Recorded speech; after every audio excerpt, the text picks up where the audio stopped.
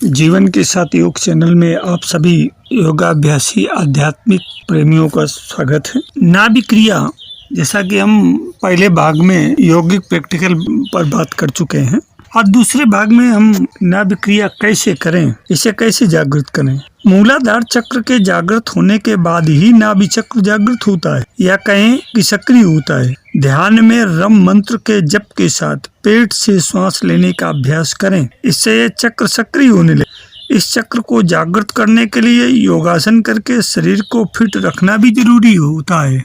लाहिड़ी महाशय नाभि क्रिया को अत्यंत महत्व देते थे। मनु संहिता में है धर्म के 4 चरण हैं और इसीलिए सत्य के भी 4 चरण हैं।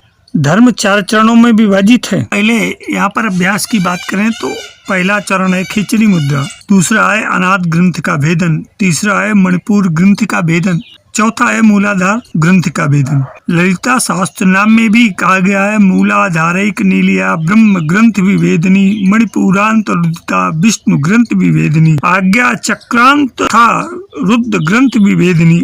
आदि शंकराचार्य जी ने भी सौंदर्य लहरी में उपरोक्त का दृष्टांत दिया है कि ग्रंथ विभेदन अत्यंत महत्वपूर्ण है। ग्रंथ सुषुम्ना में प्राण प्रवाह को बाधित करती है। ये ग्रंथियां इड़ा एवं पिंगला के संगम बिंदु पर बनती हैं। 3 प्रमुख नाड़ियों इड़ा, पिंगला और सुषुम्ना वर्णन हम अगले तथा चक्रों का वीडियो अंकों में करेंगे। यहाँ हम नाभि क्रिया को समझेंगे जो हमारी क्रिया साधना का महत्वपूर्ण अंग है। मणिपुर चक्र पर प्राण और अपान वायु एक दूसरे को पार करते हैं। परिणाम स्वरूप ऊर्जा का उलझाव गुत्थी या ग्रंथि बन जाती है। मणिपुर ग्रंथ को नाभि क्रिया से भेदना आवश्यक है जिससे कुंडलिनी जागरण निर्बाध हो सके।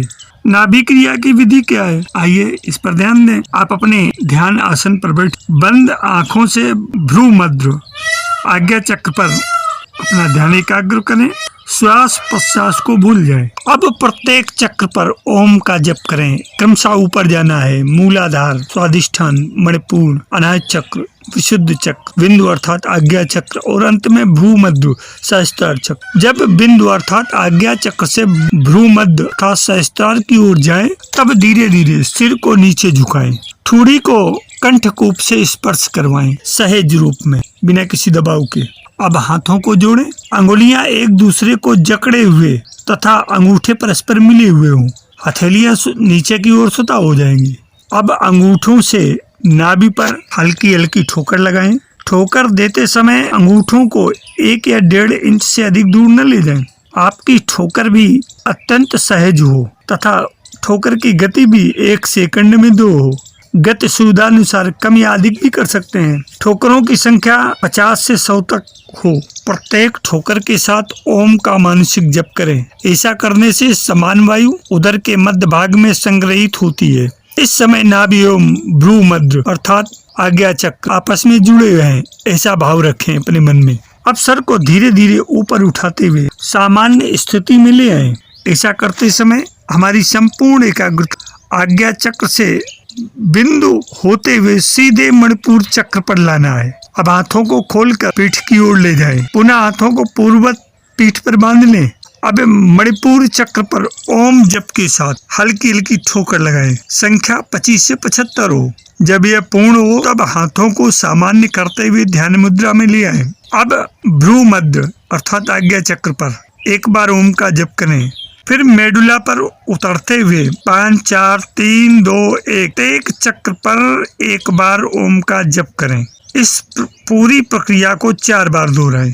नाभि क्रिया में ओम की हल्की ठोकर तथा श्वास का कोई संबंध नहीं है। साथ ही ठोकरों की संख्या तथा आगे पीछे संख्या का अनुपात भी निश्चित नहीं है। आप इस अनुपात को बराबर भी रख सकते हैं। ठोकर की गति भी आप अपनी सुविधानुसार तेज या धीमी कर सकते हैं। कुछ उन्नत साधक हाथों का प्रयोग ही नहीं करते तथा पूरी नाभि क्रिया मानसिक रूप से ही करते हैं। धीरे धीरे साधक को ज्ञात हो जाता है कि उसके लिए क्या उचित होगा। बिंदु 6 अर्थात आज्ञा चक्र पर जब आप सर को सामान्य स्थिति में लाएं तो कुछ और पीछे जाएं, जैसे छत की ओर देखने का प्रयास है। ऐसा करने से नाभि चक्र की स्पष्ट अनुभूति होने लगेगी। अब यहाँ से हम दूसरी स्थिति में आगे बढ़ते हैं। अब हम मुद्राओं के विषय में बात करेंगे। पहले यहाँ पर योनि मुद्रा। महामुद्रा करने से पहले प्रतिदिन रात के समय एक बार योनि मुद्रा अवश्य करनी चाहिए। नियमित श्वास क्रिया करें। सांस को रोक कर रखने के अंत में ध्यान को मेडुला से सिर के ऊपर से भौहों के बीच बिंदु पर लाएं और शरीर के निम्नलिखित 9 द्वारों को इसी प्रकार बंद कर लें। कान के छिद्रों को अंगूठों से बंद कर दिया जाता है। तर्जनी धीरे से नेत्र गोलक को सहलाती है और उन्हें स्थिर गतिहीन रहने देती है। मध्यमा अंगुलियां नासिका छिद्रों को अवरुद्ध कर देती हैं। छोटी और अनामिका अंगुलियां ऊपरी और निचले होंठों को बंद कर देती हैं।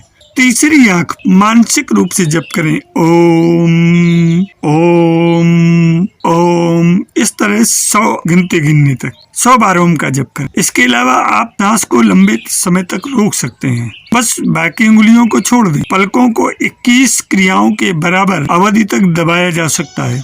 इसके बाद नेत्र गोलक को छोड़ दें। 15 मिनट के बाद अंगूठे को कान के खुलने के अवरोध से मुक्त करें और हाथ को चेहरे से हटा लें। आप आंतरिक ध्वनि, रचनात्मक ध्वनि सुनेंगे और प्रकाश आत्मज्योति देखेंगे। यह अभ्यास अज्ञानता के पर्दे को उखाड़ता है और आत्मा को कर्म संबंधी मजबूरियों से मुक्त करता है।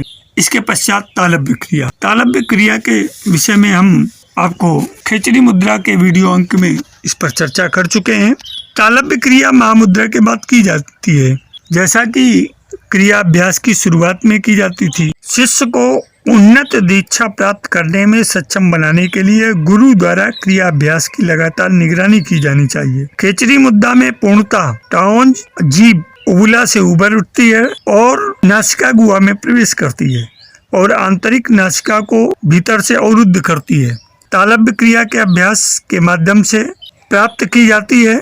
एक बार खिचड़ी मुद्रा प्राप्त हो जाने पर, सिद्ध हो जाने पर सभी क्रिया योग अभ्यास खिचड़ी मुद्रा में किए जाते हैं। नेत्र गोलक भौहों के बीच के बिंदु को अनायास ही देखती रहती है और वहीं टिक जाती है। मन गहराई से एकाग्र हो जाता है और परमानंद धीरे धीरे उसका रस बरसने लगता है। यह वो चरण है जब क्रिया के दूसरे स्तर की शुरुआत की जाती है। कोई भी व्यक्ति प्रति सेकंड प्रति श्वास 6 सेकंड से शुरुआत कर सकता है। इसके अलावा धीरे धीरे इसे धीमा करें और अंततः 22 सेकंड की अवधि के लिए सांस लें और कुछ अवधि के लिए सांस छोड़ें, जिसके परिणाम स्वरूप सांस की 80 प्रति घंटा हो जाती है। एक बार सांस लेना और छोड़ना एक क्रिया कहलाती है।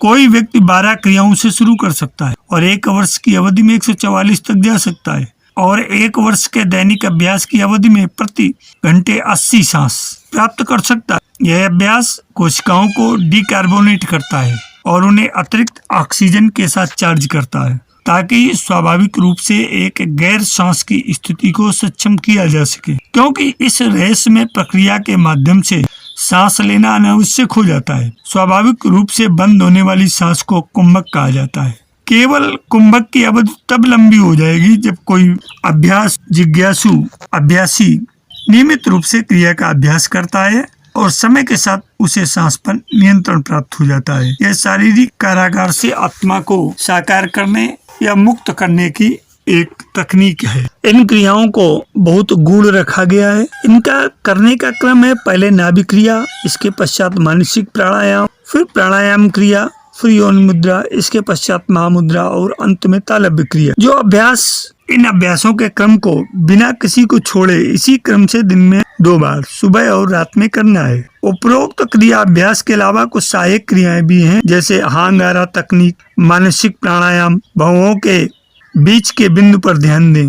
अब हम बात करते हैं मानसिक प्राणायाम पर। यह विजुअलाइजेशन की एक तकनीक है। किसी को रीढ़ की हड्डी के माध्यम से कोक्सीक्स हड्डी के बिंदु से मज्जा बिंदु तक आरोही और अवरोही सांस की कल्पना करनी चाहिए। मेडुला बिंदु भौहों के मध्य बिंदु के ठीक विपरीत सिर के पीछे स्थित होता है, जबकि कोक्सीक्स बिंदु वहाँ स्थित होता है जहाँ रीढ़ की हड्डी समाप्त होती है।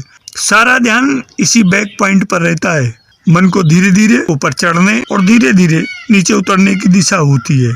रीढ़ की हड्डी के 6 केंद्र हैं, जिन्हें इस प्रकार जाना जाता है। कोक्सीक्स के अनुसार मूलाधार पहला चक्र, त्रिक दूसरा चक्र के अनुरूप स्वादिष्ठान, नाभि के विपरीत रीढ़ की हड्डी पर बिंदु के अनुरूप मणिपूरक तीसरा चक्र, अनयत यह हृदय के ठीक पीछे या कंधे के ब्लेड के बीच रीढ़ की हड्डी के बिंदु से मेल खाता है चौथा चक्र। विशुद्ध चक्र ये कशेरुके के C7 से मेल खाता है, इसको पांचवा चक्र कहते हैं। मेडुला बिंदु ये भवों के बीच के बिंदु के ठीक पीछे पश्च कपाल लोब से मेल खाता है, जिसे आज्ञा चक्र कहा जाता है। ये 6 बिंदु हैं जो ऊर्जा के भंवर हैं, जहाँ मन को रीढ़ की हड्डी के ऊपर और नीचे यात्रा करने के लिए निर्देशित किया जाता है। जैसे ही मन किसी एक केंद्र को पार करता है, ओम का मानसिक रूप से उच्चारण किया जाता है। इस प्रकार रीढ़ की हड्डी पर चढ़ते समय प्रत्येक चक्र या केंद्र पर एक बार मानसिक रूप से 6 बार ओम का उच्चारण किया जाता है, और इसी तरह मन की नीचे की ओर जाने पर भी प्रत्येक ग्रंथ पर बिंदु पर ओम का उच्चारण किया जाता है। इसे मानसिक प्राणायाम कहते हैं। आरोहण और अवतरण 5 से 10 सेकंड जितना धीमा हो सकता है, या आरोहण के लिए 22 सेकंड और अवरोहण के लिए 22 सेकंड तक धीमा हो सकता है। यह अभ्यास कई बार किया जा सकता है। क्रिया योग प्राणायाम की एक तकनीक है। इससे हृदय और फेफड़ों पर काफी सकारात्मक प्रभाव पड़ता है। इसमें पाचन से जुड़ी बीमारियों को ठीक करने की भी क्षमता होती है। इसके अलावा लीवर, किडनी, अग्न्याशय और अन्य महत्वपूर्ण अंगों पर भी इसका गहरा प्रभाव पड़ता है। क्रिया योग महिलाओं में एस्ट्रोजन और प्रोजेस्टेरोन जैसे हार्मोन प्रभाव पर जबरदस्त प्रभाव डालता है। आपकी आदतें आपको एक खास तरीके से काम करने के लिए मजबूर करती हैं, और इस तरह आपका जीवन आपकी आदतों का गुलाम बन जाता है। अब आप एक स्वतंत्र व्यक्ति नहीं है। क्रिया योग आपको गहरी जड़ें जमा चुकी बुरी आदतों से छुटकारा पाने में मदद करता है, और यदि अब आप अभ्यास करते रहते हैं तो अंततः आपको उन बुरी आदतों को खत्म करने में सफलता मिलती है। इसके शारीरिक लाभों में इससे स्वास्थ्य बेहतर होता है, पाचन क्रिया पर गहरा असर पड़ता है, मांसपेशियों और रीढ़ की हड्डी का लचीलापन बढ़ता है, और मांसपेशियों को आराम भी मिलता है। क्रिया योग के अन्य सकारात्मक प्रभाव भी होते हैं। क्रिया योग मन, शरीर और आत्मा के बीच समन्वय विकसित करने में मदद करता है। यह आपको अधिक चेतना के पथ पर आगे बढ़ाता है। एक फायदा यह है कि कई अन्य योग तकनीकों में दर्दनाक प्रक्रियाएं पूरी तरह से अनुपस्थित हैं। एकाग्र मन सफलता का मार्ग प्रशस्त करता है। शारीरिक स्तर पर ऑक्सीजन का बढ़ा हुआ प्रवाह अंगों को स्वस्थ बनाता है। वास्तव में जीवन शक्ति ऊपर से नीचे की ओर बहती है, और फिर ये सभी चक्रों को छूती हुई रीढ़ की हड्डी के माध्यम से नीचे से ऊपर की ओर लौटती है। क्रिया योग की पहली और दूसरी तकनीकों को प्राणायाम कहा जाता है, और ये यम से मेल खाती है। क्रिया योग का अभ्यास करते समय हम रीढ़ की हड्डी को आगे की ओर झुकाते हैं, जिससे चुंबकीय जीवन शक्ति रीढ़ की हड्डी में प्रवाहित होती है, और यही कारण है कि क्रिया योग रीढ़ की हड्डी को इतना महत्व देता है। मेरे अध्यात्म प्रेमी जिज्ञासु मित्रों, बिना मार्गदर्शन के, बिना योग गुरु की निर्देशन में कोई भी क्रिया या तकनीक जीवन में पूरी तरह से आकार नहीं ले पाती है। इसलिए ये क्रिया योग की संदेशात्मक वीडियो अंक आपको समझने के लिए और आपकी रुचि को बढ़ाने के लिए है। ये एक ऐसा संगीत में जीवन संगीत भरा हुआ है, सुमधुर जीवन संगीत भरा हुआ है। एक ऐसा मार्ग है जिस पे आप जीवन की प्रक्रिया को भी जानते हैं, आप जीवन की रचना को भी उसके साथ समझते हैं। इससे केवल आत्मज्ञान ही नहीं प्राप्त होता, यह जीवन की आध्यात्मिक, सामाजिक, शारीरिक, मानसिक, बौद्धिक क्षमताओं को समझने, प्राप्त करने और उसको उन्नत बनाने का एक सर्वोत्तम मार्ग है। आशा है कि ये वीडियो अंक से आप बहुत कुछ सीखेंगे, समझेंगे और अपने जीवन में भी उतारने का प्रयास करेंगे। किसी अपने नजदीकी क्रिया योग अभ्यासी या आश्रम में जाकर के इस विधि को वैधानिक रूप से प्रैक्टिकल के रूप में सीखने का प्रयास करें। इस वीडियो अंक को लाइक, शेयर, सब्सक्राइब करने के साथ दूसरों को भी शेयर करें। जीवन के साथ योग चैनल में आज इतना ही। धन्यवाद।